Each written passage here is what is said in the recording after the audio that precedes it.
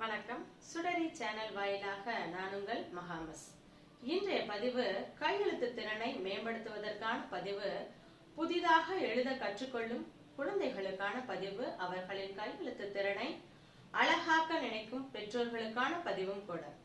வாங்க பதிவிற்குள் போகலாம். அதற்கு முன்னால் புதிய உறவுகளும் சொந்தங்களும் என்னுடைய சேனலை சப்ஸ்கிரைப் செய்து உங்களுடைய ஆதரவை மேன்மேலும் வழங்கும்படி கேட்டுக்கொள்கிறேன். வாங்க பதிவிற்குள் போகலாம்.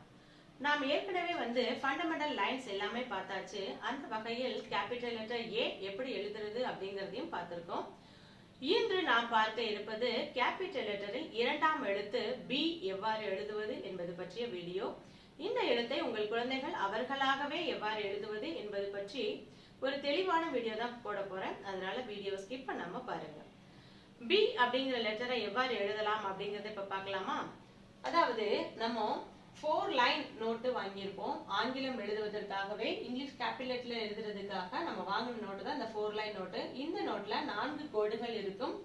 முதலில் நாம் குழந்தைகளுக்கு சொல்ல வேண்டியது first line, second line, third line and fourth line. இந்த லைனை முதல்ல அறிமுகப்படுத்திக்கணும். ஏன்னா ஃபர்ஸ்ட் லைன்ல கைவை அப்படின்னா அவர்களுக்கு எழுதுறதுக்கு ரொம்ப எளிமையா இருக்கும். அப்பதான் அவங்களால அந்த லைனை அடையாளம் காணுவதற்கு எளிதாக இருக்கும். இப்போ இந்த ஃபர்ஸ்ட் லைன்ல நம்ம அவர்களின் கவனத்தை குவிப்பதற்காக ஒரு புள்ளி வைப்போம்.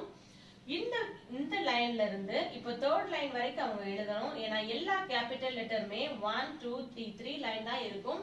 இந்த லாஸ்ட் லைன்ல எந்த லெட்டருமே அவங்க எழுத மாதிரி இருக்காது. அப்போ மேல உள்ள லைனுக்கும் இந்த தேர்ட் லைனுக்கும் ஒரு டாட் வச்சுட்டு இதை அவர்களை இணைக்க சொல்லணும். அதாவது ஒரு ஸ்டாண்டிங் லைன்.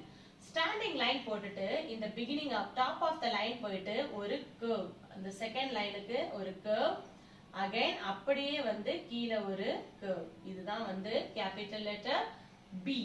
இந்த பி திரும்பவும் பாருங்க. இப்போ டாப் ஆஃப் த லைன்ல இருந்து இந்த தேர்ட் லைனுக்கு டாட் வச்சிடறோம்.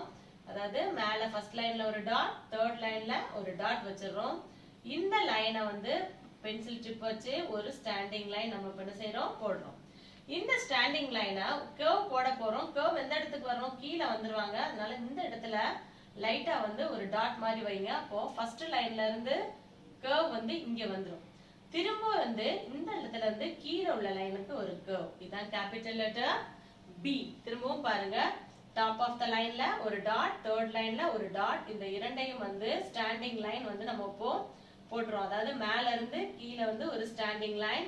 இந்த ஸ்டாண்டிங் லைன்ல இருந்து ஒரு கர்வ், அகைன் அப்படியே ஒரு கர்வ். இதான் கேபிட்டல் லெட்டர் பி. திரும்பவும் பாருங்க.